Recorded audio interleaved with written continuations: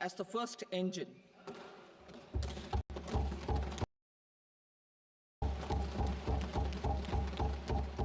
Prime Minister Dhan Dhanya Krishi Yojana, developing agri-districts program. Motivated by the success of the aspirational district program, our government will undertake a Prime Minister Dhan Dhanya Krishi Yojana in partnership with states.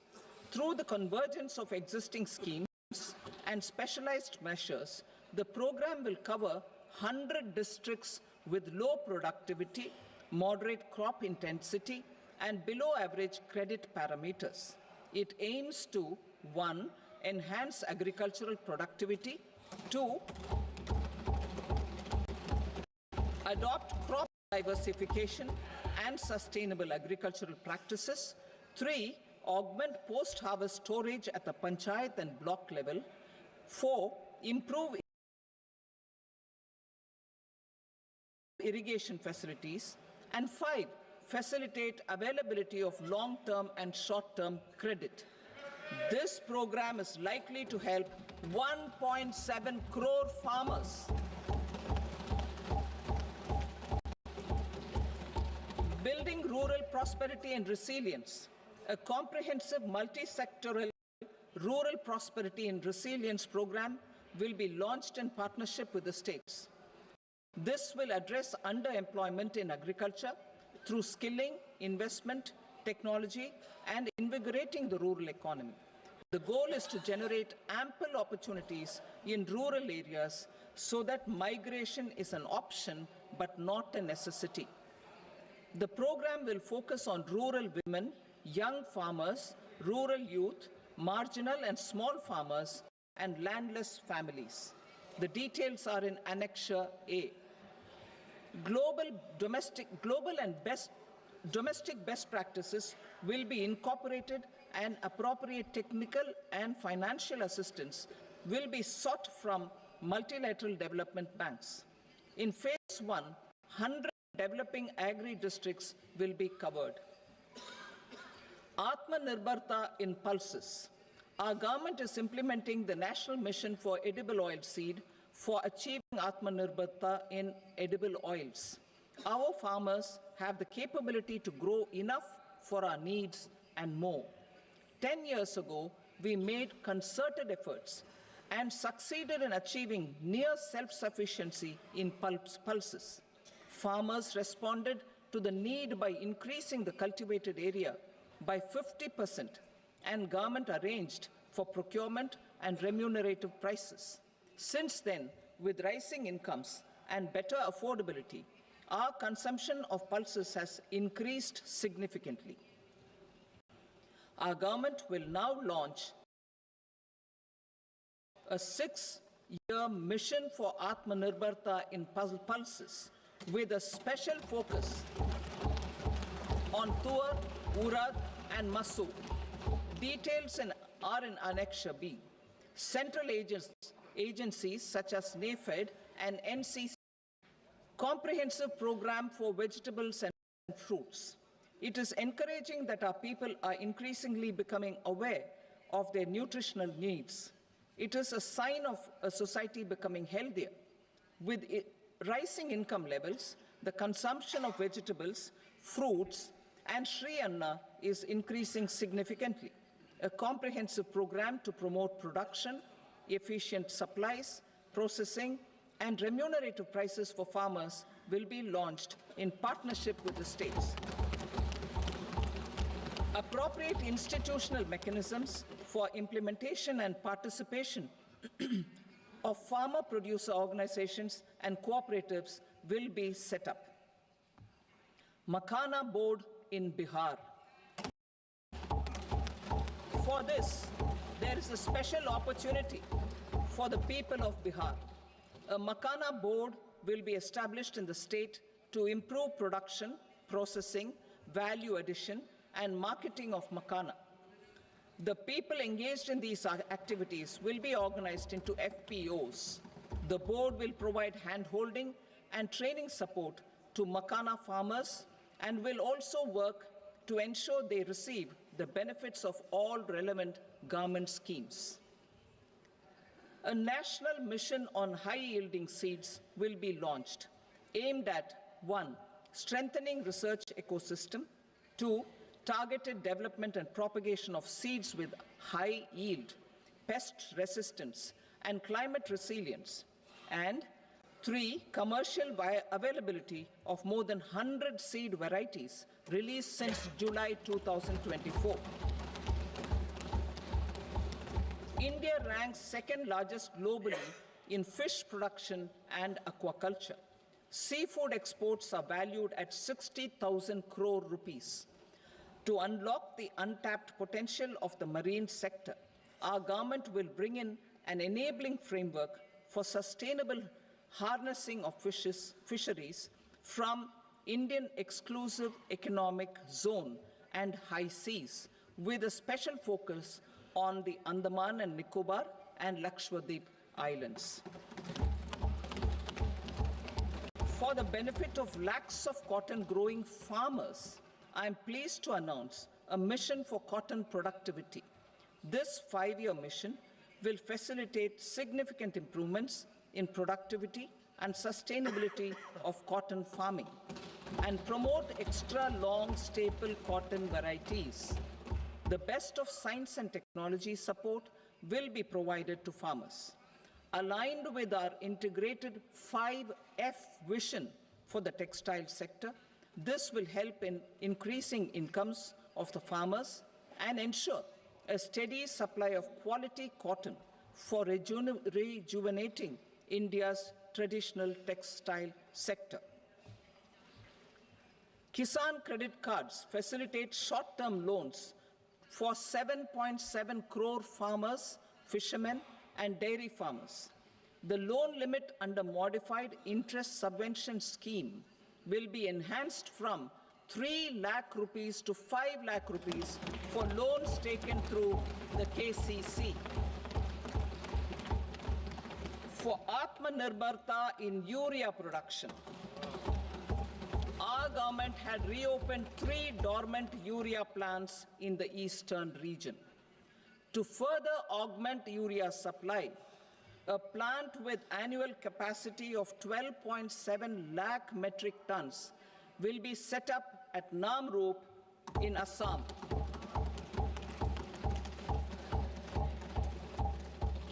India Post, with 1.5 lakh rural post offices, complemented by the India Post Payment Bank and a vast network of 2.4 lakh Dak Sevaks, will be repositioned to act as a catalyst for the rural economy.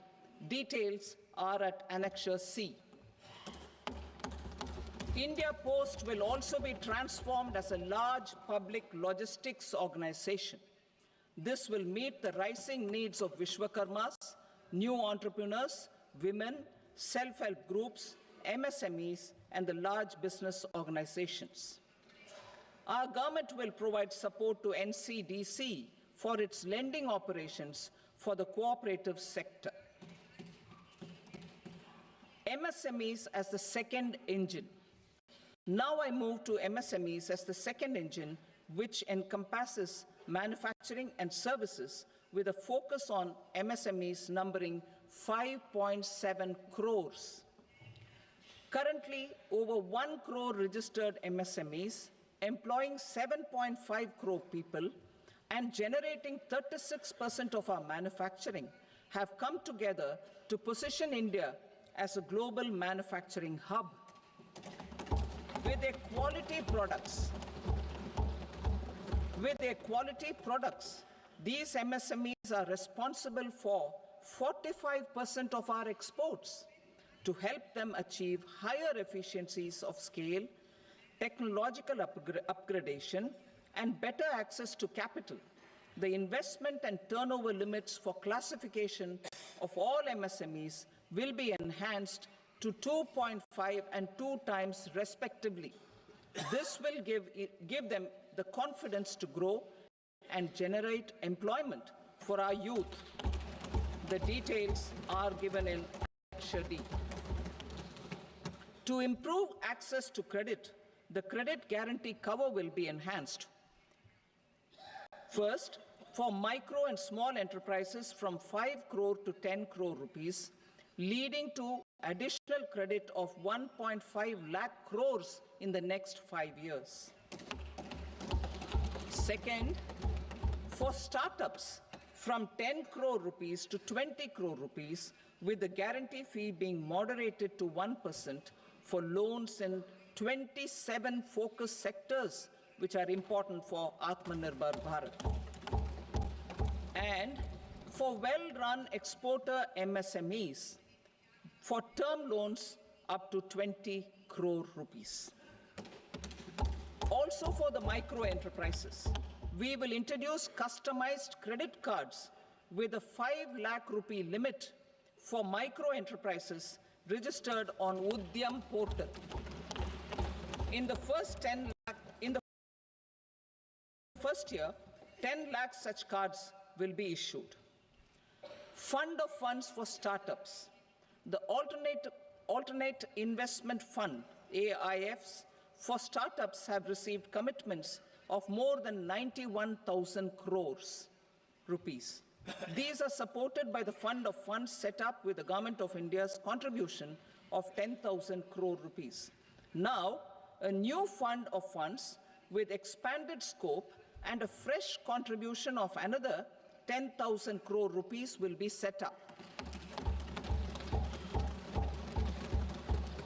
A new scheme will be launched for 5 lakh women, scheduled castes and scheduled tribes, first-time entrepreneurs.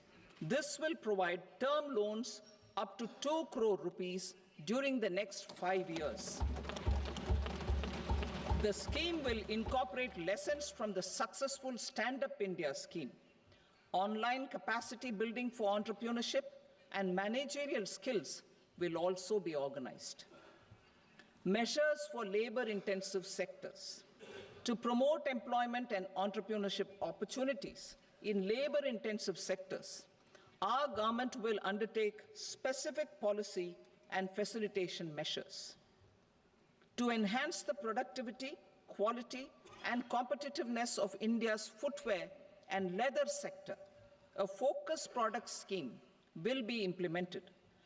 The scheme will support design capacity, component manufacturing, and machinery required for production of non-leather quality footwear, besides the support for leather footwear and products. The scheme is expected to facilitate employment for 22 lakh persons, generate over 4 lakh crore rupees, and exports of over 1.1 lakh crore rupees. Measures for the toys sector. Building on the National Action Plan for Toys, we will implement a scheme to make India a global hub for toys.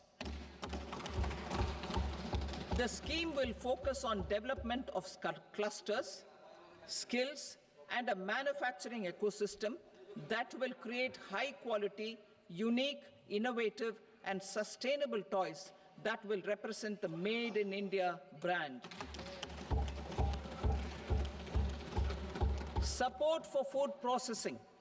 In line with our commitment towards Purvodaya, we will establish a National Institute of Food Technology, Entrepreneurship, and Management in Bihar. The institute will provide a strong fillip to food processing activities in the entire eastern region. This will result in 1. Enhanced income for the farmers through value addition to their produce, and 2. Skilling entrepreneurship and employment opportunities for the youth. Manufacturing mission, furthering Make in India. Our government will set up a national manufacturing mission covering small, medium, and large industries for furthering Make in India by providing policy support, execution roadmaps, governance, and monitoring framework for central ministries and states. Details are in Annexure E. Given our commitment to climate-friendly development, the mission will also support clean tech manufacturing. This will aim to improve domestic value addition and build our ecosystem for solar PV cells, EV batteries, motors and controllers, electrolyzers, wind turbines, very high voltage transmission equipment, and grid-scale batteries. Investment as the third engine. Now I move to investment as the third engine, which encompasses investing in people, investing in the economy, and investing in innovation. Investing in people. Saksham Anganwadi and Poshan 2.0. Saksham Anganwadi and Poshan 2.0 program provides nutritional support to more than 8 crore children, 1 crore pregnant women and lactating mothers all over the country, and about 20 lakh adolescent girls in aspirational districts and the Northeast region. The cost norms for these nutritional support will be enhanced appropriately. Atal Tinkering Labs. 50,000 Atal Tinkering Labs will be set up in government schools in the next 5 years to cultivate the spirit of curiosity and innovation and foster a scientific temper among young minds. Broadband connectivity to government secondary schools and PHCs. Broadband connectivity will be provided to all government secondary schools and primary health centers in rural areas under the BharatNet project. Bharatiya Bhasha Pustak Scheme. We propose to implement a Bharatiya Bhasha Pustak scheme to provide digital form Indian language books for schools and for higher education. This aims to help students understand their subjects better and in their language. National Centers of Excellence for Skilling. Building on the initiative announced in the July 24 budget, 5 national centers of excellence for skilling will be set up with global expertise and partnerships to equip our youth with the skills required for Make for India, Make for the World manufacturing. The partnership will cover curriculum design, training of trainers, and a skills certification framework and periodic reviews. Expansion of capacity in IITs. Total number of students in 23 IITs has increased 100% from 65,000 to 1.35 lakh in the past 10 years.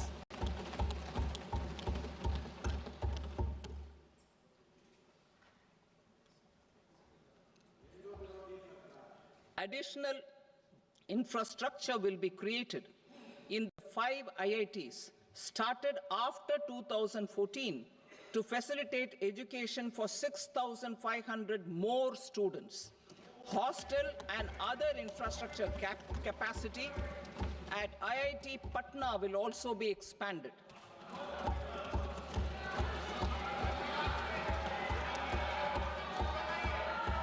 Center of Excellence.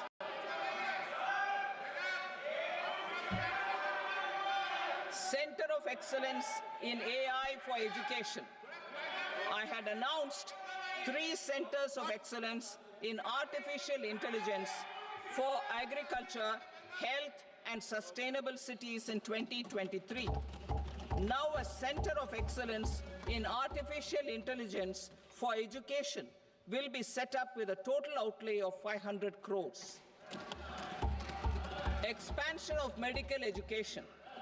Our government has added almost 1.1 lakh undergraduate and postgraduate medical education seats in 10 years, an increase of 130%.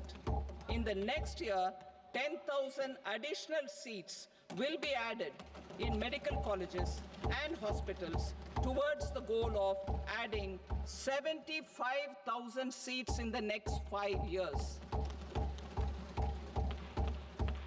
Daycare cancer centers in all district hospitals. Our government will facilitate setting up of daycare cancer centers in all district hospitals in the next 3 years. 200 centers will be established in 25-26 itself. Strengthening urban livelihoods. Our government has been giving priority to assisting urban poor and vulnerable groups. A scheme for socio-economic upliftment of urban workers will be implemented to help them improve their incomes, have sustainable livelihoods, and a better quality of life. PM Swanidhi scheme has benefited more than 68 lakh street vendors, giving them respite from high-interest informal sector loans. Building on this success, the scheme will be revamped with enhanced loans from banks, UPI-linked credit cards with 30,000 rupees limit, and capacity building support. Social Security Scheme for welfare of online platform workers. Gig workers of online platforms provide great dynamism to the new age services economy. Recognizing their contribution, our government will arrange for their identity cards and registration on the e-Shram portal. They will be provided health care under PM Jan Arogya Yojana. This measure is likely to assist nearly 1 crore gig workers.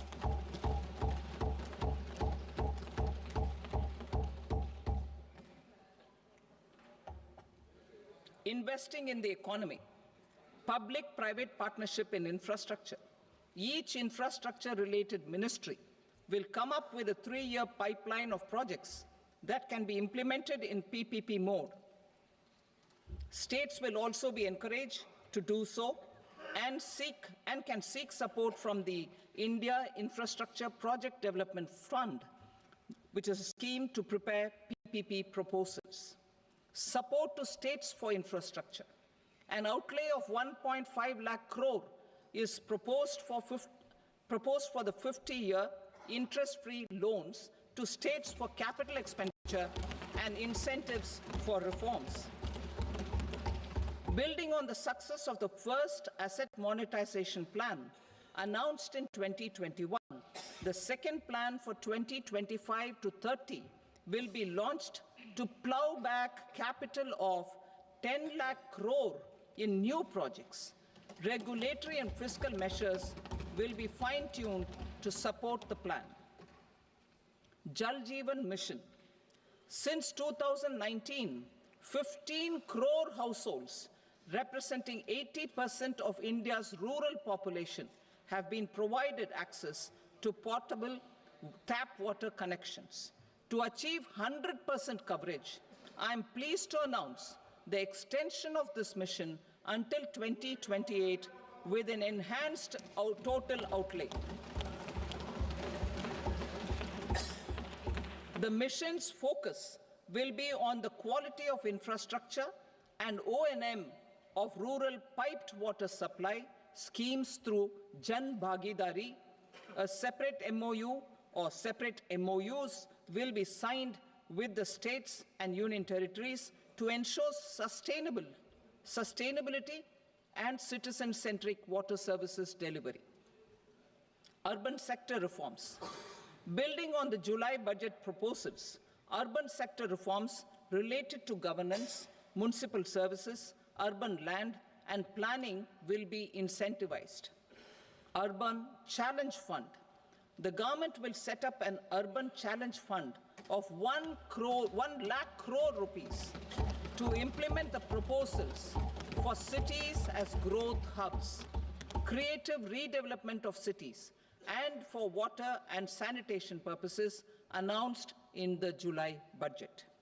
This fund will finance up to 25% of the cost of bankable projects, with a stipulation that at least 50% of the cost is funded from bonds, bank loans, and PPPs.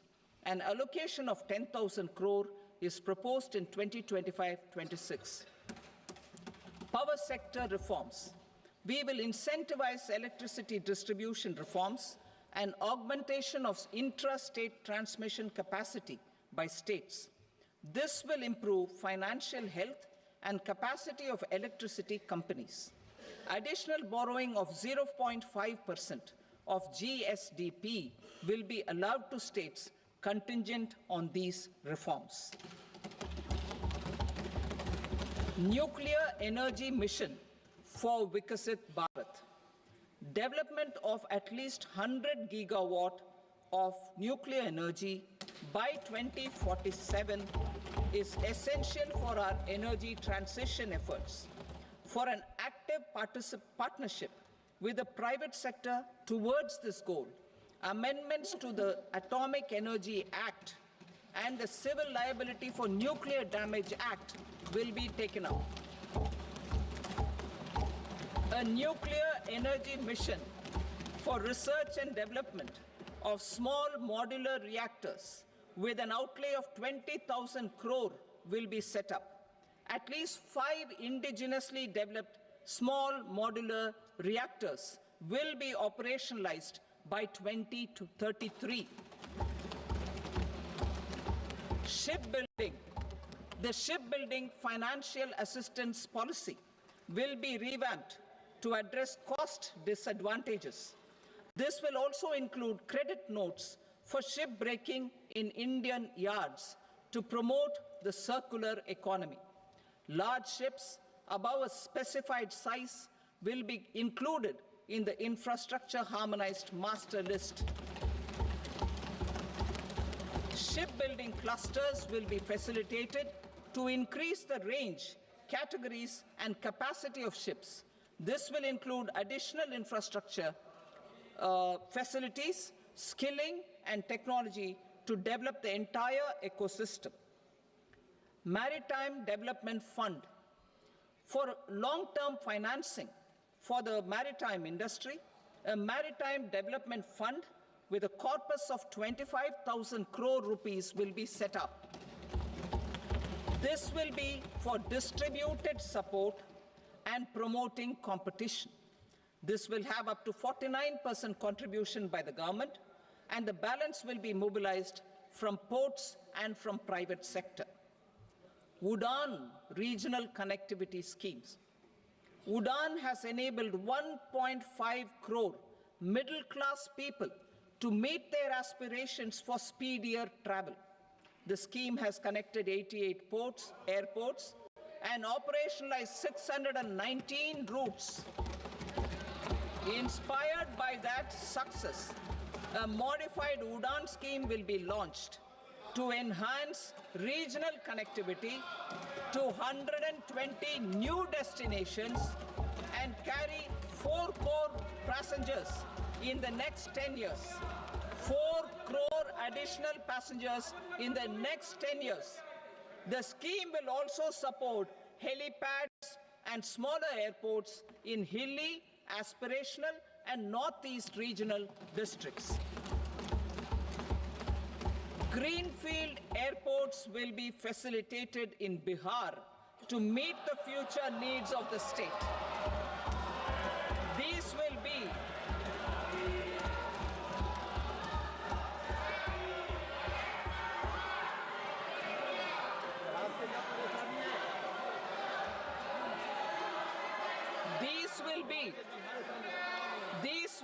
in addition to the expansion of the capacity of Patna Airport and a brownfield airport in Beta. Western Kosi Canal project in Mithilanchal. Financial support will be provided for the Western Kosi Canal ERM project, benefiting a large number of farmers, cultivating over 50,000 hectares of land in the Mithilanchal region of Bihar. Mining sector reforms. Mining sector reforms, including those for minor minerals, will be encouraged through sharing of best practices and institutions of a state mining index. A policy for recovery of critical minerals from tailings will be brought out. Under the special window for affordable and mid-income housing, SWAMI, 50,000 dwelling units in stressed housing projects have been completed, and keys handed over to home buyers. Another 40,000 units will be completed in 2025, further helping middle-class families who were paying EMIs on loans taken for apartments while also paying rent for their current dwellings. Building on this success, Swami Fund 2 will be established as a blended finance facility with contribution from the government, banks, and private investors. This fund of 15,000 crore rupees will aim for expeditious completion of another 1 lakh units. PM Gati Shakti data for private sector. For furthering PPPs and assisting the private sector in project planning, access to relevant data and maps from the PM Gati Shakti portal will be provided. Tourism for employment-led growth. Top 50 tourist destination sites in the country will be developed in partnership with states through a challenge mode. Land for building key infrastructure will have to be provided by the states. Hotels in these destinations will be included in the infrastructure harmonized list. The following measures will be taken for facilitating employment-led growth. Organizing intensive skill development programs for our youth, including in institutes of hospitality management. Providing mudra loans for homestays. Improving ease of travel and connectivity to tourist destinations. Providing performance-linked incentives to states for effective destination management, including tourist amenities, cleanliness, and marketing efforts, and introducing streamlined e-visa facilities along with visa fee waivers for certain tourist groups. Continuing with the emphasis on places of spiritual and religious significance, in the July budget, there will be a special focus on destinations related to the life and times of Lord Buddha. Medical tourism and heal in India. Medical tourism and heal in India will be promoted in partnership with the private sector, along with capacity building and easier visa norms. Investing in innovation.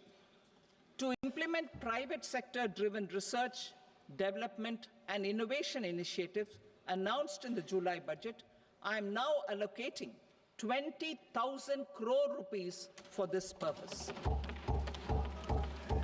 A deep tech fund of funds will also be explored to catalyze the next generation startups as a part of this initiative.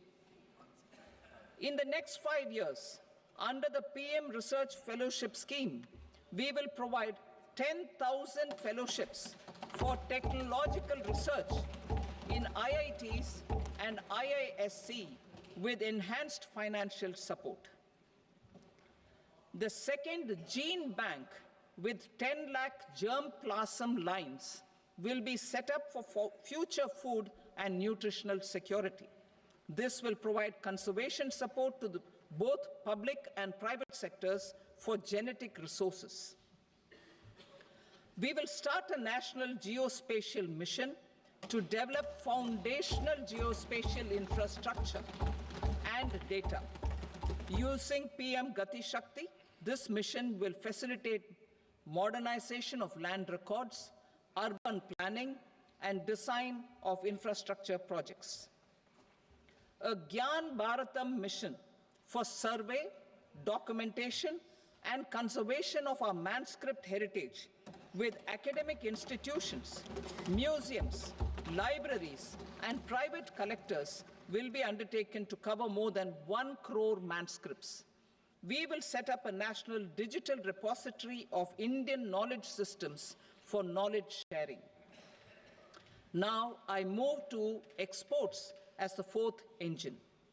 We will set up an export promotion mission with sectoral and ministerial targets driven jointly by the Ministries of Commerce, MSME, and Finance. It will facilitate easy access to export credit, cross-border factoring support, support to MSMEs to tackle non-tariff measures in overseas markets.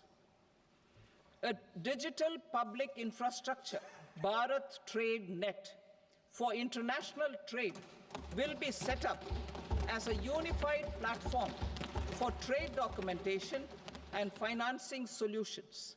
This will complement the Unified Logistics Interface platform.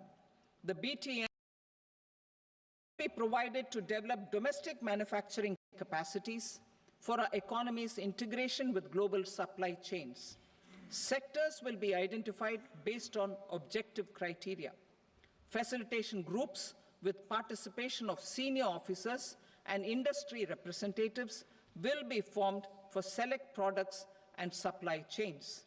Through this, there are huge opportunities related to Industry 4.0, which needs high skills and talent. Our youth have both. Our government will support the domestic electronic equipment industry to leverage this opportunity for the benefit of our youth. A national framework will be formulated as guidance to states for promoting global capability centers in emerging Tier 2 cities. This will suggest measures for enhancing availability of talent and infrastructure, building bylaw reforms, and mechanisms for collaboration with industry. Our government will facilitate upgradation of infrastructure and warehousing for air cargo, including high-value perishable horticultural produce. Cargo screening and customs protocol will be streamlined and made user-friendly. Reforms as the fuel. Over the past 10 years, our government has implemented several reforms for convenience of taxpayers, such as faceless assessment, 2, taxpayer charter, 3, faster returns, 4, almost 99% returns being on self-assessment, and 5, Vivad Se Vishwas scheme.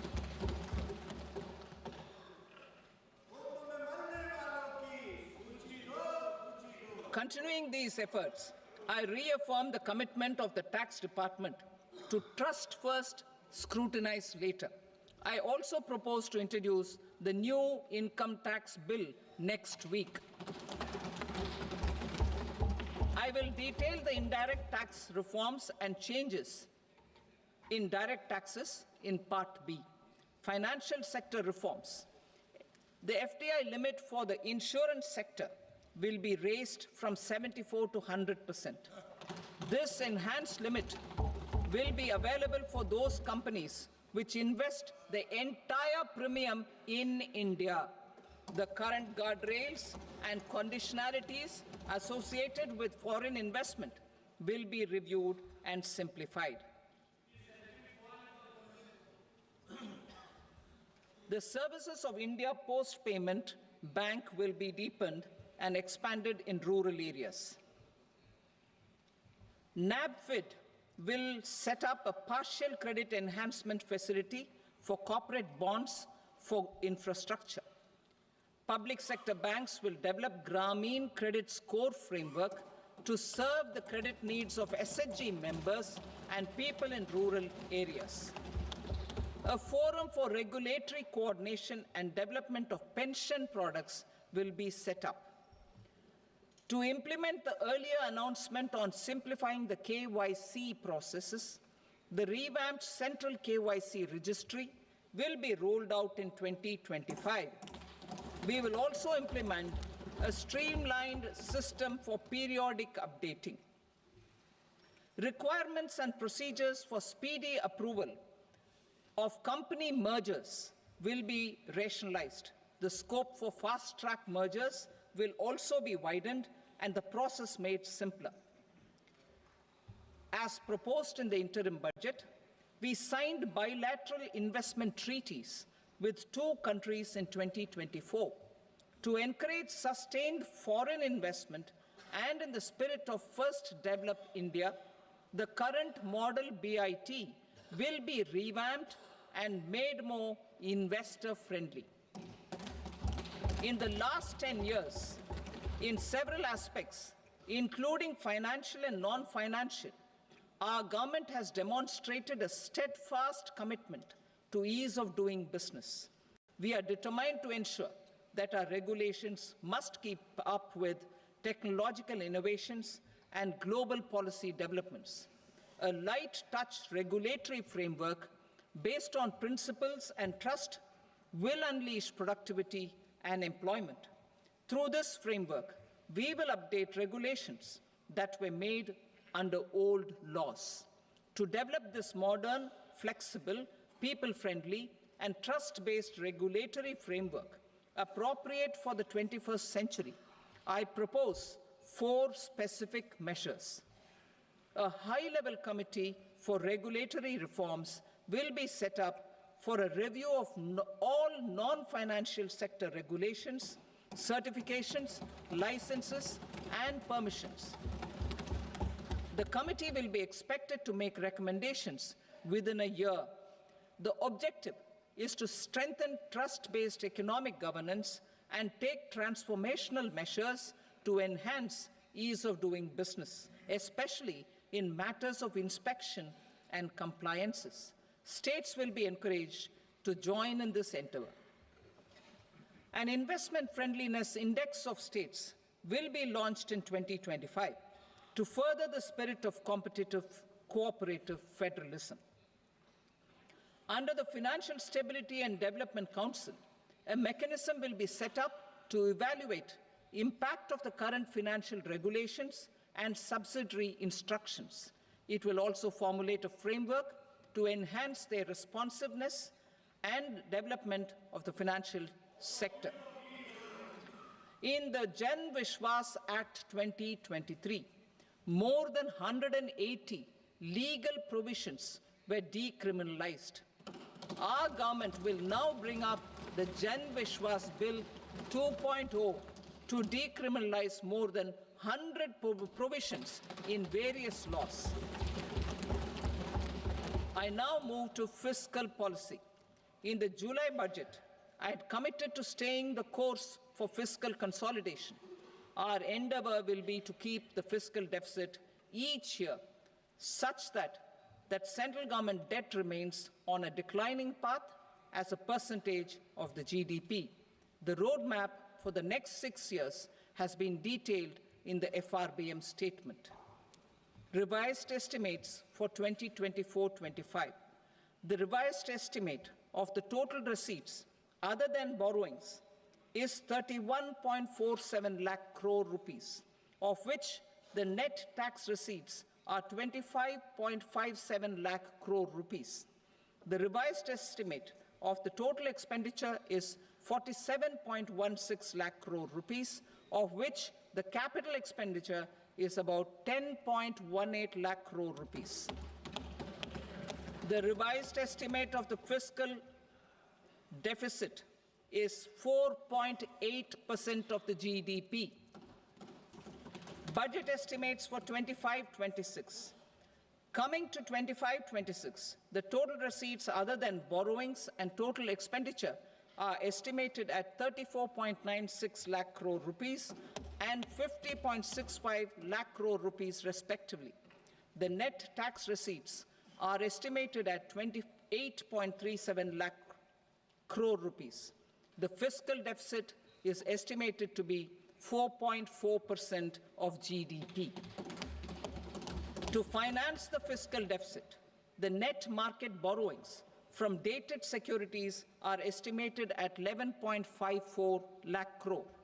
The balance financing is expected to come from small savings and other sources. The gross market borrowings are estimated at 14.82 lakh crore rupees. I will now move to Part B. Indirect taxes. My proposals relating to customs aim to rationalize tariff structure and address duty inversion. These will also support domestic manufacturing and value addition, promote exports, facilitate trade, and provide relief to common people. Rationalization of customs tariff structure for industrial goods. As a part of comprehensive review of customs rate structure announced in July 2024 budget, I propose to 1. Remove 7 tariff rates. This is over and above the 7 tariff rates removed in 23-24 budget. After this, there will be only 8 remaining tariff rates, including 0 rate. 2. Apply appropriate cess to broadly maintain effective duty incidence, except on a few items where such incidence will reduce marginally. 3. Levy not more than 1 cess or surcharge. Therefore, I propose to exempt social welfare surcharge on 82 tariff lines that are subject to a cess.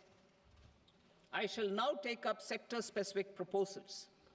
To provide relief to patients, particularly those suffering from cancer, rare diseases, and other severe chronic diseases, I propose to add 36 life-saving drugs and medicines to the list of medicines fully exempted from basic custom duty.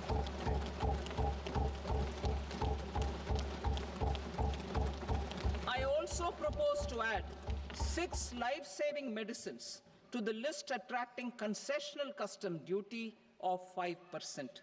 Full exemption and concessional duty will also respectively apply on the bulk drugs for manufacture of the above.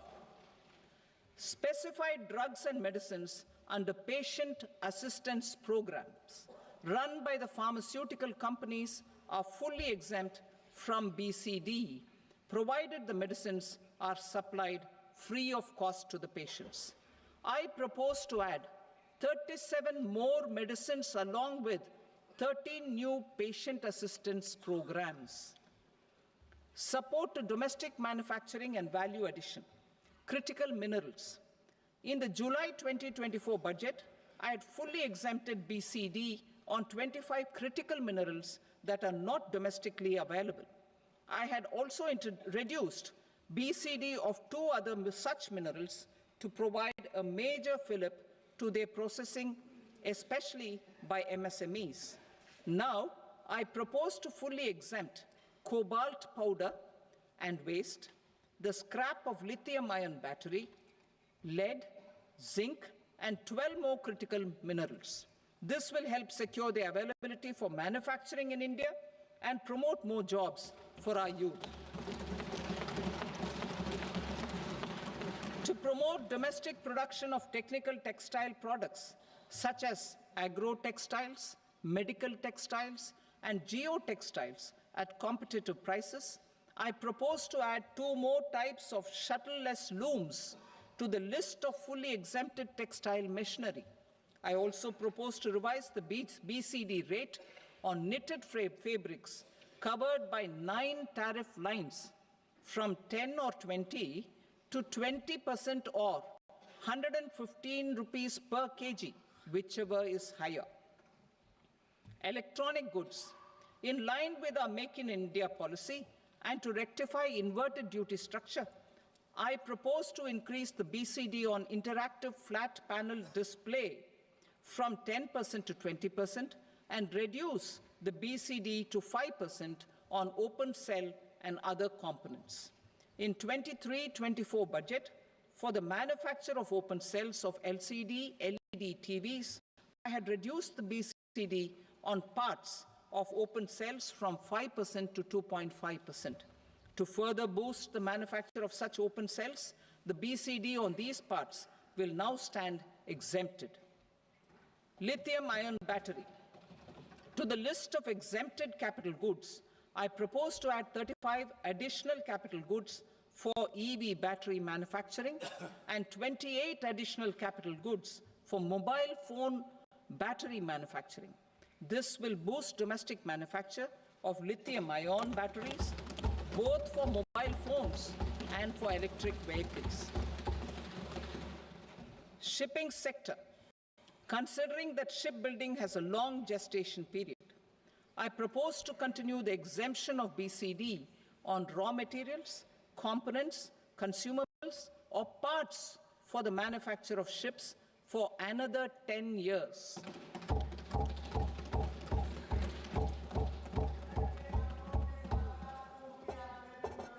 I also propose the same dispensation for shipbreaking to make it more competitive. Telecommunication. To prevent classification disputes, I propose to reduce the BCD from 20% to 10% on carrier-grade Ethernet switches to make it at par with non-carrier-grade Ethernet switches. Export promotion. To facilitate exports of handicrafts, I propose to extend the time period for export from 6 months to 1 year, further extendable by another 3 months if required. I also propose to add 9 items to the list of duty-free inputs. Leather sector. I propose to fully exempt BCD on wet blue leather to facilitate imports for domestic value addition and employment. I also propose to exempt crust leather from 20% export duty to facilitate exports by small tanners. Marine products.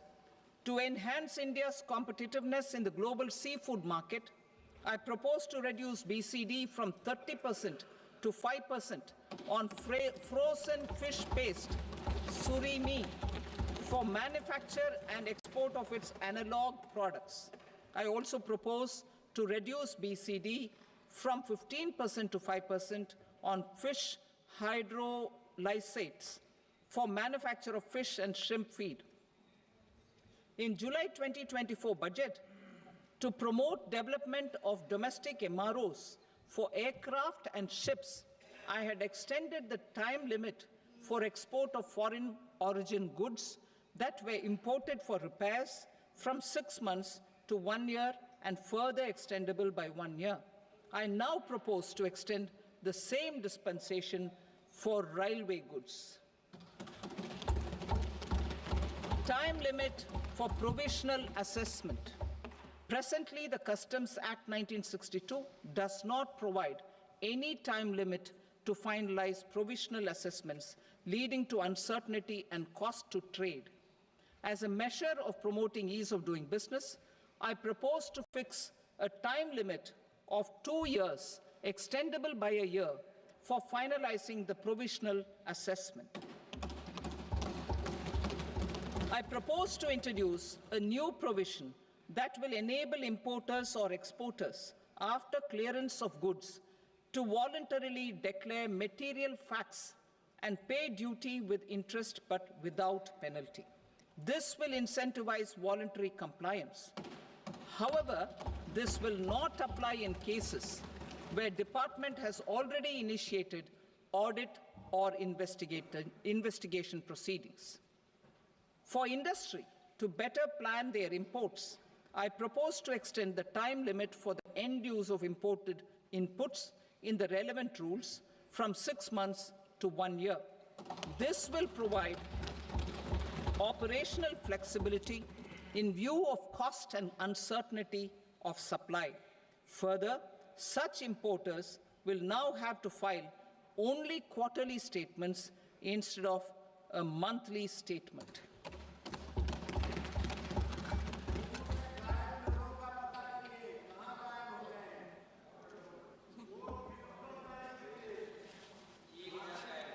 I now come to my direct tax proposals. In Part A, I have briefly underlined taxation reforms as one of key reforms to realize our vision of Vikasit Bharat. In respect of criminal law, our government had earlier ushered in Bharatiya Nyaya Sanhita, replacing Bharatiya Danda Sanhita.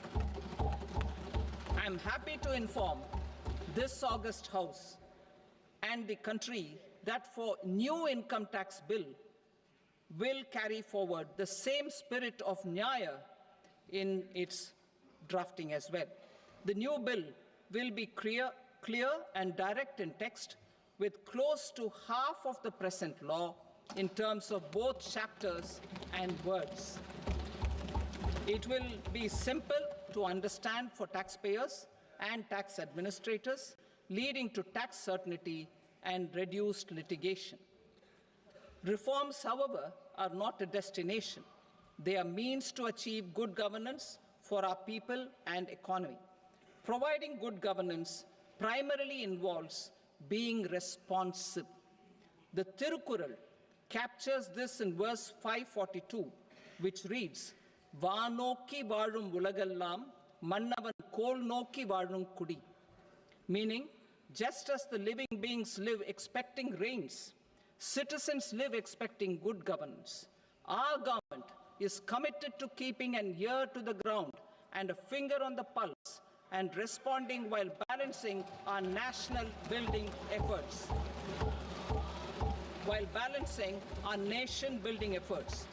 The following measures will detail just how our government will, under the guidance of PM Modi, has taken steps to understand and address. I repeat that sentence, sir. The following measures will detail just how our government, under the guidance of PM Modi, has taken steps to understand and address the needs voiced by our citizens. My tax proposals are guided by this spirit. The objectives of my proposals are as follows. Personal income tax reforms with special focus on middle class. Rationalization of TDS and TCS for easing difficulties. Encouraging voluntary compliance. Reducing compliance burden. Ease of doing business, employment and investment. I will come to my proposal on personal income tax towards the end. TDS and TCS, rationalization for easing difficulties. I propose to rationalize tax deduction at source, TDS, by reducing the number of rates and thresholds above which TDS is deducted. Further, threshold amounts for tax deduction will be increased for better clarity and uniformity. The limit for tax deduction on interest for senior citizens is being doubled from the present 50,000 rupees to 1 lakh rupees. Similarly, the annual limit of 2.40 lakh rupees for TDS on rent is being increased to 6 lakh rupees. This will reduce the number of transactions liable to TDS, thus benefiting small taxpayers receiving small payments. The threshold to collect tax at source, the TCS, on remittances under RBI's liberalized remittance scheme, the LRS, is proposed to be increased from 7 lakh to 10 lakhs. I also propose to remove TCS on remittances for education purposes, where such remittances is out of a loan taken from a specified financial institution. Both TDS and TCS are being applied on any transaction related to sale of goods. To prevent such compliance difficulties, I propose to omit the TCS. I also propose that the provisions of the higher TDS deduction will now apply only in non-PAN cases. In July 2024, the delay for payment of TDS up to the due date of filing statement was decriminalized. I propose to provide the same relaxation to TCS provisions as well. The government under the leadership of Prime Minister Modi believes in Sabka Saath, Sabka Vikas, Sabka Vishwas and Sabka Prayas. In line with this, we brought in updated return facility in 2022 for voluntary compliance by taxpayers who had omitted to report their correct income. Our trust in taxpayers was proved right. Nearly 90 lakh taxpayers voluntarily updated their incomes by paying additional tax. Taking this trust further, I now propose to extend the time limit to file updated returns for any assessment year from the current limit of 2 years to 4 years. I propose to reduce the compliance burden for small charitable trusts and institutions by increasing their period of registration from 5 years to 10 years. It is also proposed that disproportionate consequences do not arise for minor defaults, such as incomplete applications filed by charitable entities. Presently, taxpayers can claim the annual value of self-occupied properties as nil only on the fulfillment of certain conditions. Considering the difficulties faced by taxpayers, it is proposed to allow the benefit of 2 such self-occupied properties without any condition. To streamline the process of transfer pricing and to provide an alternative to yearly examination, I propose to introduce a scheme for determining arm's length price of international transaction for a block period of 3 years. This will be in line with global best practices.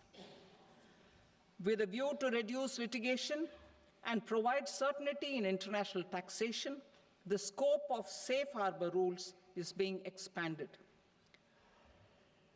A number of senior and very senior citizens have very old national savings schemes accounts. As interest is no longer payable on such accounts, I propose to exempt withdrawals made from NSS by individuals on or after 29th August 2024. I am also proposing to allow similar treatment to NPS Vatsalya accounts as is available to normal NPS accounts subject to overall limits. In my speech in July 2024, I promised that all processes, including giving effect to appellate orders, shall be digitalized and made paperless over the next 2 years. So I'm happy to announce that digitalization is being made operational now. In July 2024, we brought in the Vivad Se Vishwas scheme to resolve income tax disputes pending in appeal. The scheme has received a great response, with nearly 33,000 taxpayers having availed of the scheme to settle their disputes. I have a few proposals to promote investment and employment. It is proposed to provide a presumptive taxation regime for non-residents who provide services to a resident company that is establishing or operating an electronics manufacturing facility. I further propose to introduce a safe harbor for tax certainty for non-residents who store components for supply to specified electronics manufacturing units.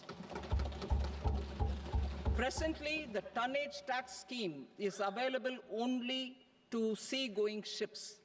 The benefits of existing tonnage tax scheme are proposed to be extended to inland vessels registered under the Indian Vessels Act 2021 to promote inland water transport in the country. Extension for incorporation of startups. We continue to support the Indian startup ecosystem. I propose to extend the period of incorporation by 5 years to allow the benefit available to startups which are incorporated before 1/4/2030. In order to attract and promote additional activities in the IFSC, I am inter alia proposing specific benefits to ship leasing units, insurance offices, and treasury centers of global companies which are set up in IFSC. Further, to claim benefits, the cutoff date for commencement in IFSC has also been extended by 5 years to 31/3/2030. Category 1 and Category 2 AIFs are undertaking investments in infrastructure and other such sectors. I propose to provide certainty of taxation to these entities on the gains from securities. to promote funding from sovereign wealth funds and pension funds to the infrastructure sector, I propose to extend the date of making an investment by 5 more years up to 31st March 2030.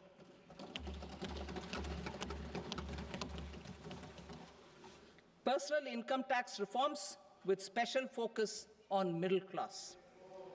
Democracy, demography, and demand are the key support pillars in our journey towards Vikasit Bharat.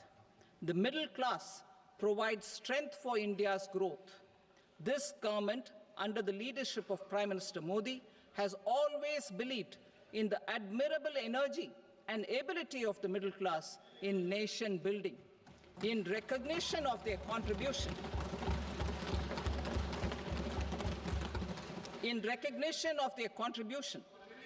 we have periodically reduced their tax burden. Right after 2014, the nil tax slab was raised to 2.5 lakhs of rupees, which was further raised to 5 lakh rupees in 2019 and to 7 lakh rupees in 2023. This is reflective of our government's trust on the middle-class taxpayers. I am now happy to announce that there will be no income tax payable up to income of 12 lakh rupees.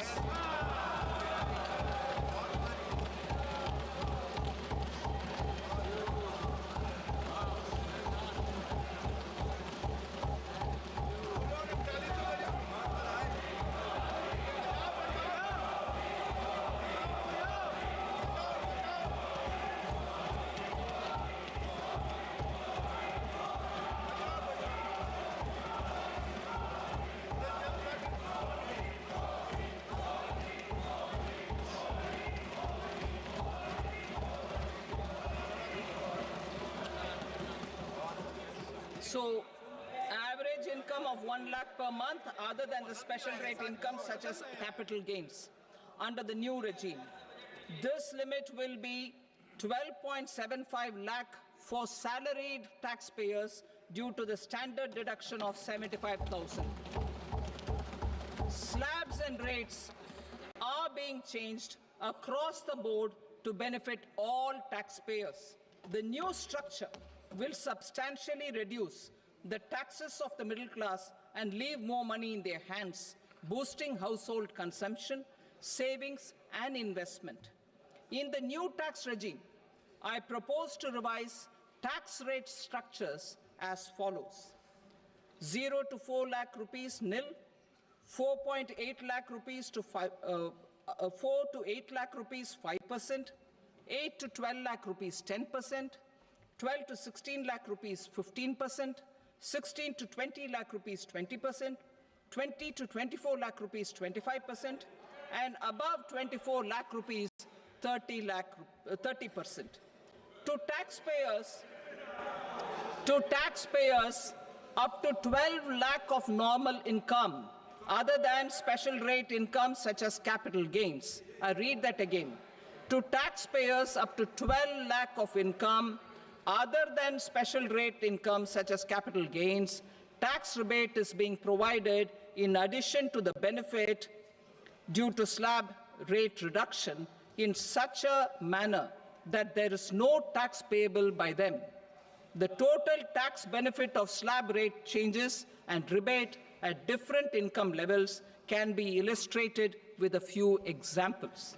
A taxpayer in the new regime with an income of 12 lakh rupees will get a benefit of 80,000 rupees in tax, which is 100% of tax payable as per the existing rates. A person having income of 18 lakh rupees will get a benefit of 70,000 rupees in tax, that is 30% of tax payable as per existing rates. A person with an income of 25 lakh gets a benefit of 1,10,000 rupees, that is 25% of his tax payable as per existing rates. Details of my tax proposals are given in the annexure. As a result of these proposals, Honorable Speaker, sir, revenue of about 1 lakh crore in direct taxes, and 2,600 crores in indirect taxes will be foregone. Mr. Speaker, sir, with this, I commend the budget to this august House.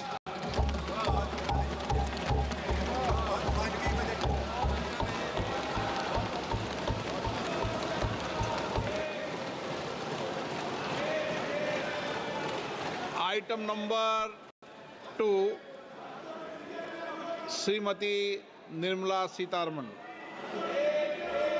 Sir, with your permission, I rise to lay on the table the following statements under Section 3(1) of the Fiscal Responsibility and Budget Management Act, 2003. Medium-term fiscal policy cum fiscal policy strategy statement and macroeconomic framework statement. Item number 3, Srimati Nirmala Sitharaman. Sir, with your permission, I rise to move for leave to introduce the Finance Bill 2025. प्रश्न ये है कि विधेयक को पुनर्स्थापित करने की अनुमति प्रदान की जाए। जो सदस्य इसके पक्ष में हाँ कहें, जो सदस्य विरोध में ना कहें। मेरे विचार में निर्णय हाँ वालों के पक्ष में हुआ, हाँ वालों के पक्ष में अनुमति प्रदान की जाती है। माननीय मंत्री जी, अब विधेयक को पुनर्स्थापित करें। Sir, I introduce the bill. Thank you. सभा की कार्रवाई सोमवार दिनांक 3 फरवरी 2025 को प्राप्त 11 बजे तक के लिए स्थगित की जाती है।